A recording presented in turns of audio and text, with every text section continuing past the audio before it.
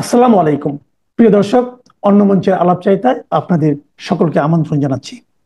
শরীরটা খুব একটা জুত নেই, সুগার খুব বেড়েছে, চোখের অবস্থাও ভালো নেই। আগামী কয়েকদিনের মধ্যেই দুটো চোখেই আহ, আহ, রেটিনা খারাপ হয়ে গেছে, তার জন্য ইঞ্জেকশন নিতে হবে, দুটো চোখেই একটা একটা করে। কিন্তু আজ যেহেতু আজ এই মুহূর্তে যখন আমি এই রেকর্ডিংটা করছি, আজ 10ই নভেম্বর, রাত এখন প্রায় প্রায় নয় 11টা 10। এই সময়ে আমি এই রেকর্ডিংটি করছি। এই রেকর্ডিংটি করার কারণ এইটাই যে আজ 10ই নভেম্বর থেকে শুরু হলো আওয়ামী লীগের নতুন পর্যায়ের এই সরকার বিরোধী সর্বাত্মক আন্দোলন। এই আন্দোলনের মধ্যে আছে 13ই নভেম্বর দেশ জুড়ে লকডাউন, জনজীবন স্তব্ধ করে দেওয়ার পরিকল্পনা। তাই আজ যেহেতু 10 নভেম্বর শুরু হলো এবং বাংলাদেশ থেকে বেশ কিছু বন্ধু তারা ফোনে জানালেন আজকে কি হয়েছে সেখানে, সুতরাং আমার মনে হলো যে সবাইকে এই বিষয়টি নিয়ে, আজকের এই গুরুত্বপূর্ণ দিনটি নিয়ে কিছু আমার বলাটা উচিত, তাই আপনাদের সামনে এসেছি।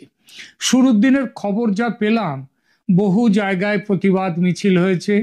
এসব মিছিল যে সবখানে শান্তিপূর্ণ থেকেছে তা নয়, ইট পাথর ছোড়াছুড়ি হয়েছে, যানবাহন আক্রান্ত হয়েছে, আগুন লাগানো হয়েছে বাসে বেশ কয়েক জায়গায়, এবং আরো কিছু কিছু জায়গাতে ককটেল বোমা পড়েছে কিছু জায়গাতে, তার মধ্যে ঢাকার বেতার কেন্দ্রও আছে।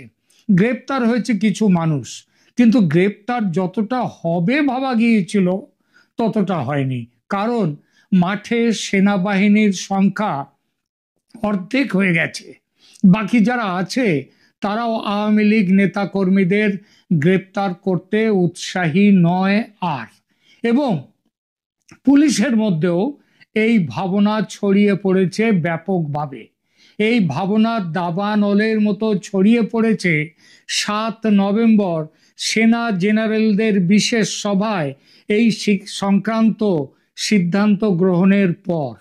জানা গেছে সেই বৈঠকের একটি ভিডিও প্রধান উপদেষ্টা মোহাম্মদ ইউনূসের কাছে পৌঁছে দেয়া হয়েছে। কেউ লুকোচুরি করে পৌঁছে দেয়নি, সেনার পক্ষ থেকে অফিসিয়ালি তাদের সিদ্ধান্ত জানিয়ে দেয়া হয়েছে, এবং সেই সবার একটি ভিডিও মোহাম্মদ ইউনূসের কাছে নিয়ে পৌঁছে দিয়েছেন সেনারই একজন উচ্চপদস্থ অফিসার। তো কি ছিল সেনার পক্ষ থেকে কি সিদ্ধান্ত, সেটাও একবার মনে করিয়ে দিই। যে সেনার পক্ষ থেকে বলা হয়েছে যে বিরোধী রাজনৈতিক দলের নেতা কর্মীদের রাজনৈতিক উদ্দেশ্যে গ্রেপ্তার করার কাজ আর করবে না সেনাবাহিনী। এক। দুই, তারা বলেছে যে free, fair and inclusive election, অর্থাৎ আওয়ামী লীগকে নিয়ে নির্বাচন করতে হবে। আর সেনার এই স্ট্যান্ড উদ্দীপ্ত করছে পুলিশ ও অন্যান্য যে সুরক্ষা বাহিনী তাদেরকেও, কারণ তারা তো আগে থেকেই ক্ষিপ্ত ছিল। প্রায় 3000 থেকে 3500 পুলিশকে পুড়িয়ে মারা হয়েছে, বহু মানুষ, পুলিশের খোঁজ নেই। তো তাদের তো আগে থেকেই ক্ষিপ্ত ছিল। আর সেনার এই সিদ্ধান্ত তাদের মনে আরো একটা জোর এনে দিয়েছে। একদিকে সেনা আর পুলিশের এই অবস্থা, অন্যদিকে আসিফ মাহমুদ সজীব ভুঁইয়ার প্রাইভেট আর্মি ট্রেনিং শেষ হয়নি এখনো। তারা আওয়ামী লীগের প্রোগ্রাম ভাঙতে মাঠে নামার উপযুক্ত হয়ে ওঠেনি এখনো পর্যন্ত। তারা মাঠে নামতে পারে ভেবে যথোচিত ব্যবস্থা নিয়ে রেখেছিল আওয়ামী লীগের নেতাকর্মীরা, এবং প্রথম দিনের প্রোগ্রামে আওয়ামী লীগ বুঝিয়ে দিয়েছে তারা এবার তৈরি হয়ে মাঠে নামছে। ঢাকা সহ সারা বাংলাদেশে যে রাজনীতির চাকা ঘুরছে তার প্রমাণ এখন একেবারে স্পষ্ট, কোনো লুকোছাপা নেই আর। হিসাব বুঝে নিতে তৈরি আওয়ামী লীগ। আমি আমার একাধিক ভিডিওতে বহুবার বলেছি, বাংলাদেশে ক্ষমতার প্রাণ পাখিটি ধরা আছে সেনার কাছে। ভারত খামোকা যুদ্ধে জড়িয়ে পড়ে অকারণ প্রাণহানির ঝুঁকি নেবে না। ভারত ওয়াকারুজ্জামানকে অর্থাৎ সেনাবাহিনীকে হাতে নিয়ে বিনা যুদ্ধ বিগ্রহে বাংলাদেশকে ইউনূসের শাসন থেকে মুক্ত করবে। সেই মুক্তির পথ যুদ্ধ করে নয়, নির্বাচন করে। এবং এই ব্যাপারটি আমি বারবার বলেছি, ভারত সীমান্তে যে সমরসজ্জা করছে সেটা হচ্ছে ওই ফোঁস করা, কিন্তু দংশন করা নয়। এই প্রসঙ্গে একদিন আমি রামকৃষ্ণ পরমহংসদেবের কথামৃতের সেই সাপের গল্পটি করেছি। ভারত এই লক্ষ্যে অটল থেকে একেবারে মন্ত্র উচ্চারণের মতো করে একটি কথাই বলে এসেছে, শুধু free, fair and inclusive election বাংলাদেশকে বাঁচানোর একমাত্র পথ। এবং সেই তার মানেটা কি? মানেটা হচ্ছে আওয়ামী লীগ এবং তার সঙ্গীদের নিয়ে ভোট করতে দিতে হবে।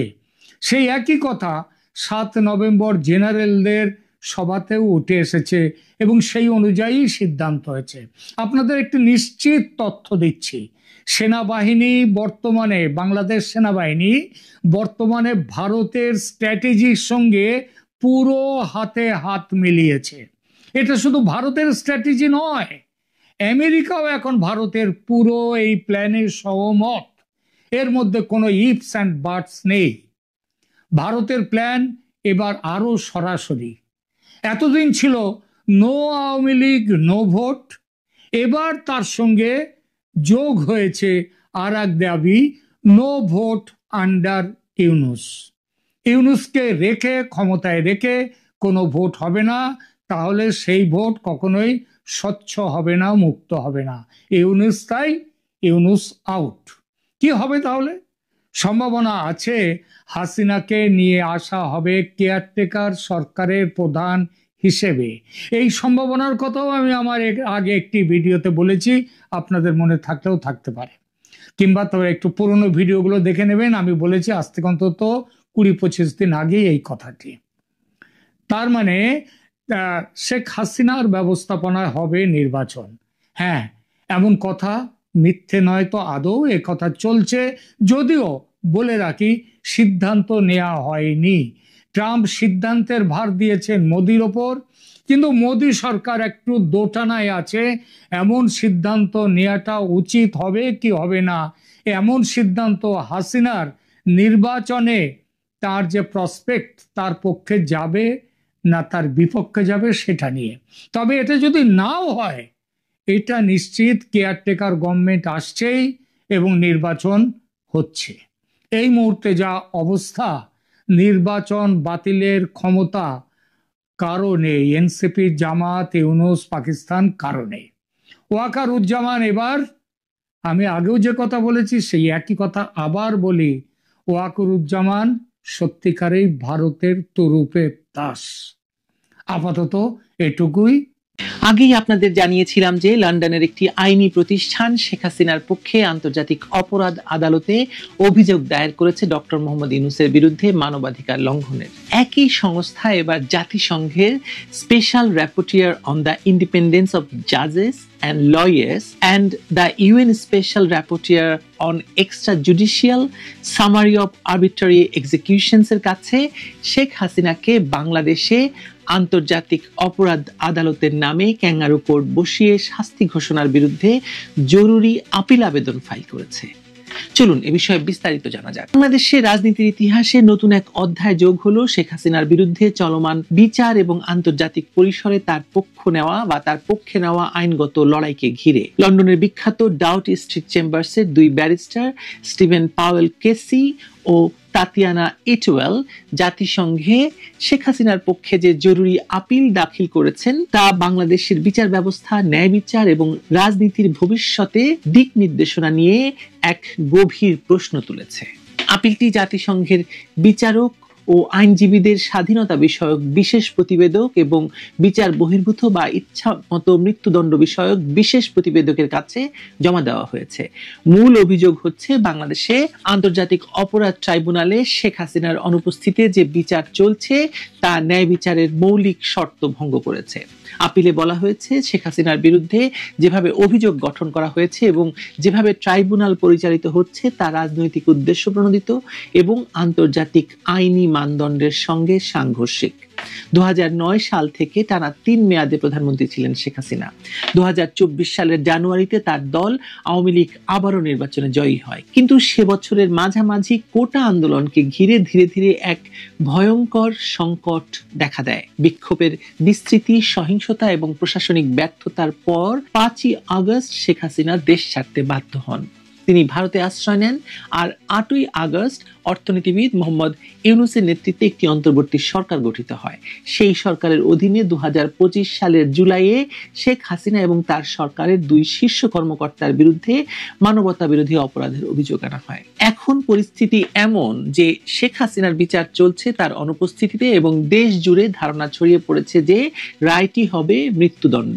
লন্ডনের আইনজীবীরা বলছেন এটি কেবল একটি রাজনৈতিক প্রতিহিংসার রূপ, যেখানে আইনের শাসনের চেয়ে রাজনৈতিক প্রতিদ্বন্দ্বিতা বড় ভূমিকা নিচ্ছে। তাদের ভাষায় শেখ হাসিনা কোনো আনুষ্ঠানিক অভিযোগপত্র পাননি, তার নিজের নির্বাচিত আইনজীবীদের উপর হামলা ও হুমকি দেওয়া হয়েছে, এবং এখন তিনি এক রাষ্ট্রনিযুক্ত আইনজীবীর মাধ্যমে বিচারের মুখোমুখি হচ্ছেন, যার সঙ্গে তার কখনো কোনো যোগাযোগই হয়নি বা কোনো কথা হয়নি। এই আপিলের কেন্দ্রীয় যুক্তি হলো বাংলাদেশের বর্তমান আন্তর্জাতিক অপরাধ ট্রাইব্যুনাল তার স্বাধীনতা ও নিরপেক্ষতা হারিয়েছে।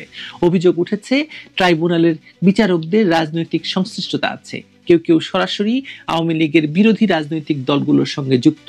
প্রধান প্রসিকিউটর নিজেও এমন এক রাজনৈতিক সমাবেশে অংশ নিয়েছেন যেখানে শেখ হাসিনার দল নিষিদ্ধ করার দাবি উঠেছিল।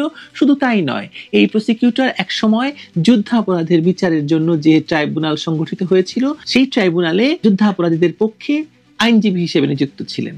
এতে ট্রাইব্যুনালের প্রতি আস্থার জায়গা মারাত্মকভাবে ক্ষতিগ্রস্ত হয়েছে এবং সারা বিশ্বে এটি নিয়ে প্রশ্ন উঠতে বাধ্য। আইনজীবীরা জাতিসংঘকে জানিয়েছেন শেখ হাসিনার বিরুদ্ধে পরিচালিত এই বিচার প্রক্রিয়া যদি মৃত্যুদণ্ডের মধ্য দিয়ে শেষ হয়, তবে তা কার্যত বিচার বহির্ভূত হত্যার মতো বা হত্যার শামিল হবে। কারণ কোনো অভিযুক্ত ব্যক্তিকে ন্যায়সঙ্গত বিচার ছাড়াই এমন শাস্তি দেওয়া আন্তর্জাতিক আইন অনুযায়ী জীবনের অধিকারের সরাসরি লঙ্ঘন। তারা আন্তর্জাতিক নাগরিক এবং রাজনৈতিক অধিকার সনদের অর্থাৎ ICCPR এর 6 এবং 14 নম্বর অনুচ্ছেদ তুলে ধরে বলেছেন শেখ হাসিনার ক্ষেত্রে এ দুটি মৌলিক অধিকারই ভঙ্গ করা হচ্ছে, একটি জীবনের অধিকার আর একটি ন্যায় বিচারের অধিকার। এই আপিলের আরেকটি গুরুত্বপূর্ণ দিক হলো তার রাজনৈতিক প্রেক্ষাপট। শেখ হাসিনার পতনের পর গঠিত অন্তর্বর্তী সরকার দেশে ক্ষমতা গ্রহণের পর থেকে রাজনৈতিক প্রতিশোধের অভিযোগ তাকে ঘিরে রয়েছে। শেখ হাসিনার দলের বহু নেতাকর্মীকে গ্রেপ্তার, কারাবন্দী বা নিখোঁজ করা হয়েছে। কারাভ্যন্তরে মারা গেছে অন্ততপক্ষে 100 জন কর্মী। আওয়ামী লীগ দাবি করেছে এসবই দেশের ক্ষমতাধারী সরকারের পরিকল্পিত প্রতিহিংসার অংশ। এমনকি দলটি নিষিদ্ধ হওয়ার পর আন্তর্জাতিক অঙ্গনেও দলটির নেতারা বিভিন্ন মানবাধিকার সংস্থা এবং আদালতের কাছে অভিযোগ জানিয়ে চলছেন। সম্প্রতি নেদারল্যান্ডসের আন্তর্জাতিক অপরাধ আদালত ICC-তেও আওয়ামী লীগের পক্ষ থেকে একটি আবেদন জমা পড়েছে, যেখানে বলা হয়েছে যে অন্তর্বর্তী সরকারের অধীনে বাংলাদেশে গণহত্যা, রাজনৈতিক নিপীড়ন ও মানবতা বিরোধী অপরাধ ঘটছে। জাতিসংঘে শেখ হাসিনার পক্ষে দাখিল করা এই আপিল তাই কেবল একটি আইনগত পদক্ষেপ নয়, বরং এক বৃহত্তর রাজনৈতিক প্রতিবাদের আন্তর্জাতিক রূপও বটে। এই পুরো ঘটনায় যা সবচেয়ে গুরুত্বপূর্ণ তা হলো বাংলাদেশের বিচার ব্যবস্থা এবং আন্তর্জাতিক অঙ্গনে দেশের ভাবমূর্তি। শেখ হাসিনার বিচারে যদি আইনি প্রক্রিয়া এবং স্বচ্ছতার অভাব প্রমাণিত হয়, তাহলে তা শুধু একজন সাবেক প্রধানমন্ত্রী নয়, পুরো জাতির ন্যায় বিচার ব্যবস্থার উপর প্রশ্ন তুলবে। দেশের অভ্যন্তরীণ রাজনীতি যেমনই হোক, আন্তর্জাতিক সম্প্রদায় এখন বিষয়টি গভীরভাবে পর্যবেক্ষণ করছে। জাতিসংঘের এই আপিলের পর নিঃসন্দেহে বাংলাদেশের উপর কূটনৈতিক চাপ বাড়বে, বিশেষ করে যদি প্রমাণিত হয় যে আদালতের নিরপেক্ষতা প্রশ্নবিদ্ধ। আসলে নিরপেক্ষতা প্রশ্নবিদ্ধ না হওয়ার কোনো কারণ নেই। এ যাবৎ যতগুলো বিচার প্রক্রিয়া এই সরকার করেছে বা করছে তার প্রত্যেকটি প্রশ্নবিদ্ধ, কারণ আদালত এখন পুরোপুরি এই সরকার এবং তার পার্টনারের দখলে। যেমন আদালতটি যদি ডক্টর ইউনূসের সরকারের হয়, সেখানে বিচারপতি বিএনপির, আইনজীবী হচ্ছে জামাতের, এবং মাঠে রাস্তায় যে মব সৃষ্টি করা হয় সেই মব হচ্ছে এনসিপির, আর এনসিপি হচ্ছে ডক্টর ইউনূসের রাজনৈতিক পুত্রকন্যাদের দল। এমন সময় যখন দেশে গণতন্ত্র, নাগরিক স্বাধীনতা এবং বিচার ব্যবস্থার বিশ্বাসযোগ্যতা নিয়ে নানা বিতর্ক চলছে, তখন জাতিসংঘে শেখ হাসিনার আইনজীবীদের এই আপিল এক নতুন মাত্রা যোগ করেছে। এটি কেবল শেখ হাসিনার ব্যক্তিগত আইনি লড়াই নয়, এটি বাংলাদেশের ভবিষ্যৎ বিচার প্রক্রিয়া, আইনের শাসন এবং রাজনৈতিক ন্যায় বিচারের ধারণাকেও পরীক্ষার মুখে দাঁড় করিয়েছে। বাংলাদেশের রাজনৈতিক ইতিহাসে এমন আন্তর্জাতিক হস্তক্ষেপ হয়তো নতুন কিছু নয়, কিন্তু শেখ হাসিনার এই মামলা ভিন্ন এক মাত্রা নিয়েছে, কারণ তিনি শুধু দেশের প্রধানমন্ত্রী ছিলেন না, দক্ষিণ এশিয়ার অন্যতম দীর্ঘমেয়াদী শাসক এবং আন্তর্জাতিক মহলে পরিচিত এক রাজনৈতিক ব্যক্তিত্ব। ইতোমধ্যেই প্রমাণিত হয়েছে যে তার সরকারকে কোনো গণতান্ত্রিক কারণে নয়, বরং তার সরকারকে উৎখাত করে বাংলাদেশ দখলের চেষ্টা হয়েছে এবং জঙ্গিরা বাংলাদেশকে দখল করে নিয়েছে। তার বিরুদ্ধে বিচার যদি অন্যায্য প্রমাণিত হয়, তাহলে তা শুধু দেশের অভ্যন্তরীণ রাজনীতিতে নয়, পুরো অঞ্চলের স্থিতিশীলতায় প্রভাব ফেলবে। সব মিলিয়ে জাতিসংঘে শেখ হাসিনার পক্ষে এই আপিল এখন বাংলাদেশের রাজনীতিতে নতুন এক অধ্যায়ের সূচনা করেছে। এটি ন্যায় বিচারের প্রশ্নের চেয়ে অনেক বড় এক সংকেত বা উদাহরণ, রাষ্ট্রের ভেতরে এবং বাইরে ক্ষমতা, নীতি এবং নৈতিকতার সংঘাতের এক প্রতীক এই আপিল।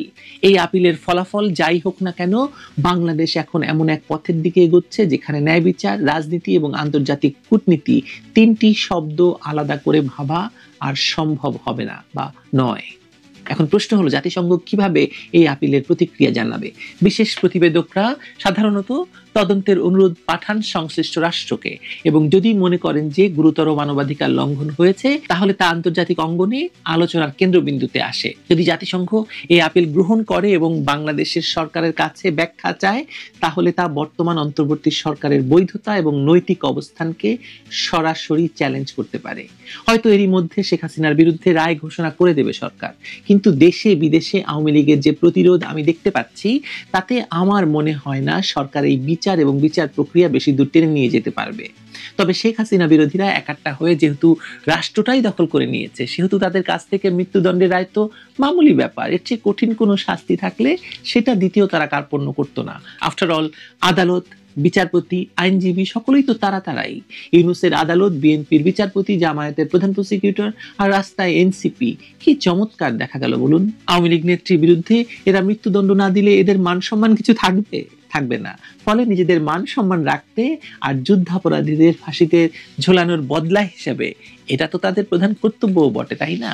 কিন্তু এই কর্তব্য পালন করতে গিয়ে বাংলাদেশকে তারা একটি বিচারহীনতার সংস্কৃতির দেশ হিসেবে আন্তর্জাতিকভাবে প্রতিষ্ঠা করে ফেলবে, সেটাই ভয়ের। কারণ বাংলাদেশের এই বদনাম আপনি আজকে দেখবেন, তো ঢাকায় নিযুক্ত ইতালির অ্যাম্বাসেডর বলেছেন বাংলাদেশে বিনিয়োগ পরিস্থিতি নেই, বিদেশি বিনিয়োগের কোনো পরিস্থিতি নেই। কেন বলছে? কারণ বাংলাদেশে কোনো নিরাপত্তা নেই, কোনো নিশ্চয়তা নেই, আইনের শাসন নেই, সুশাসন নেই, গণতন্ত্র।